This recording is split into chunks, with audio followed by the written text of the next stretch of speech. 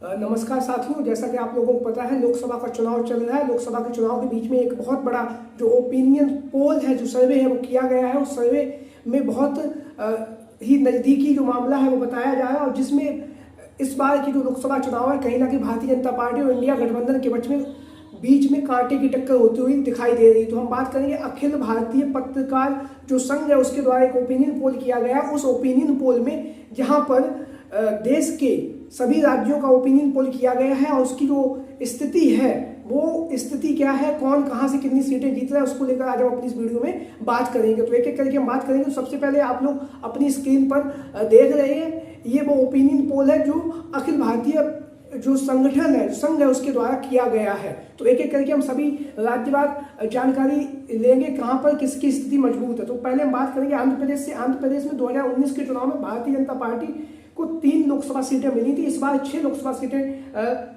मिल रही है। वहीं पर यहाँ से जो इंडिया गठबंधन उसे 1 लोकसभा सीट मिलती हुई नजर आ रही है। हम बात करेंगे आंध्र प्रदेश से। आंध्र प्रदेश में जहां पर 2019 में भाजपा को 2 लोकसभा सीटें मिली थी, इस बार 1 सीट का नुकसान होता हुआ नजर आ रहा है। 1 सीट जो है इंडिया गठबंधन के पक्ष में जा रही है। हम बात करेंगे असम में, जहां पर 2019 के चुनाव में 9 लोकसभा सीटें भारतीय जनता पार्टी को मिली थी। वहीं पर इस बार 8 लोकसभा सीटें भारतीय जनता पार्टी को मिल रही है। वहीं पर इंडिया गठबंधन को 4 लोकसभा सीटें मिल रही है। हम बात करेंगे बिहार में। बिहार में जहां पर 39 लोकसभा सीटें पिछली बार 2019 के चुनाव में भारतीय जनता पार्टी और एनडीए गठबंधन को मिली थी, लेकिन इस बार जो 20 लोकसभा सीटें हैं वो जो है इंडिया गठबंधन के पक्ष में जा रही हैं। अब हम बात करेंगे छत्तीसगढ़, जहां पर 2019 के चुनाव में भारतीय जनता पार्टी को 9 लोकसभा सीटें मिली थी, लेकिन इस बार 8 लोकसभा सीटें मिलने का अनुमान बताया जा रहा है। वहीं पर जो कांग्रेस और पार्टी इंडिया गठबंधन उसे यहाँ से जो 3 लोकसभा सीटें मिलती हुई नजर आ रही हैं। हम बात करेंगे गोवा। गोवा छोटा सा राज्य है, 1 लोकसभा सीट है। 1 लोकसभा सीट पर 2019 में जो लोकसभा सीट है वो वहां से भारतीय जनता पार्टी के पक्ष में 1 सीट गई थी। अब हम बात करेंगे गुजरात। गुजरात जहां पर 26 लोकसभा सीटें 2019 में भारतीय जनता पार्टी ने जीती थी, लेकिन इस बार के चुनाव में 25 लोकसभा सीटें भारतीय जनता पार्टी जीत रही है। वहीं पर कांग्रेस पार्टी इंडिया गठबंधन को 1 लोकसभा सीट मिल रही है। हम बात करेंगे हरियाणा की। हरियाणा में जहां पर 10 लोकसभा सीटें पिछली बार के चुनाव में भारतीय जनता पार्टी ने जीती थी, वहीं पर इस बार 6 लोकसभा सीटें भारतीय जनता पार्टी को मिल रही। वहीं पर 3 लोकसभा सीटें इंडिया गठबंधन के पक्ष में जाती हुई नजर आ रही है। पिछली बार के चुनाव में इंडिया गठबंधन को यहाँ से 0 सीट मिली थी। वहीं पर बात करेंगे हिमाचल प्रदेश की। 3 लोकसभा सीटें भारतीय जनता पार्टी को पिछली बार के चुनाव में मिली थी, इस बार 2 लोकसभा सीटें मिलने जा रही। वहीं पर जो कांग्रेस पार्टी उसे 2 लोकसभा सीटें 2024 के चुनाव में मिलने जा रही हैं। हम बात करेंगे झारखंड की। झारखंड में जहां पर 2019 के चुनाव में भारतीय जनता पार्टी को 12 लोकसभा सीटें मिली थी, लेकिन इस बार उसे नुकसान होता हुआ नजर आ रहा है। 7 लोकसभा सीटें मिलती हुई नजर आ रही। वहीं पर इंडिया गठबंधन को फायदा होता हुआ नजर आ रहा है, जहां पर पिछली बार यहाँ पर 2 लोकसभा सीटें जीते थे, इस बार 7 लोकसभा सीटें जीत रहे हैं। हम बात करेंगे कर्नाटक की, जहां पर 26 लोकसभा सीटें पिछली बार के चुनाव में भारतीय जनता पार्टी एनडीए गठबंधन जीता, लेकिन इस बार 9 लोकसभा सीटें भारतीय जनता पार्टी को मिलती हुई नजर आ रही। वहीं पर 19 लोकसभा सीटों पर इंडिया गठबंधन जीत रहा है। हम बात करेंगे केरल में, जहां पर पिछली बार के चुनाव में भारतीय जनता पार्टी का खाता नहीं खुला था, और इस बार भी वहां पर से खाता नहीं खुल रहा। यहाँ से की जो 20 लोकसभा सीटें इंडिया गठबंधन के पक्ष में पहले भी गई थी और इस बार भी जाती हुई नजर आ रही हैं। हम बात करेंगे मध्य प्रदेश की। मध्य प्रदेश में जहाँ पे आप लोगों को पता 28 लोकसभा सीटें 2019 के चुनाव में भारतीय जनता पार्टी ने जीत हासिल की थी, लेकिन इस बार 24 लोकसभा सीटें जीत रहे हैं। वहीं पर कांग्रेस पार्टी यहाँ से 5 लोकसभा सीटें जीतती हुई नजर आ रही है। हम बात करेंगे महाराष्ट्र की, जहां पर 38 लोकसभा सीटें 2019 के चुनाव में भारतीय जनता पार्टी ने जीती थी, लेकिन इस बार 24 लोकसभा सीटें जीत रही है। वहीं पर जो कांग्रेस पार्टी इंडिया गठबंधन 20 लोकसभा सीटें महाराष्ट्र से जीत रहा है। बात करेंगे मणिपुर में, जहां पर 2 लोकसभा सीटें 2 लोकसभा सीटें इंडिया गठबंधन जीतता हुआ नजर आ रहा है। पिछली बार के चुनाव में ये दोनों लोकसभा सीटें भारतीय जनता पार्टी ने यहाँ से जीत हासिल की थी।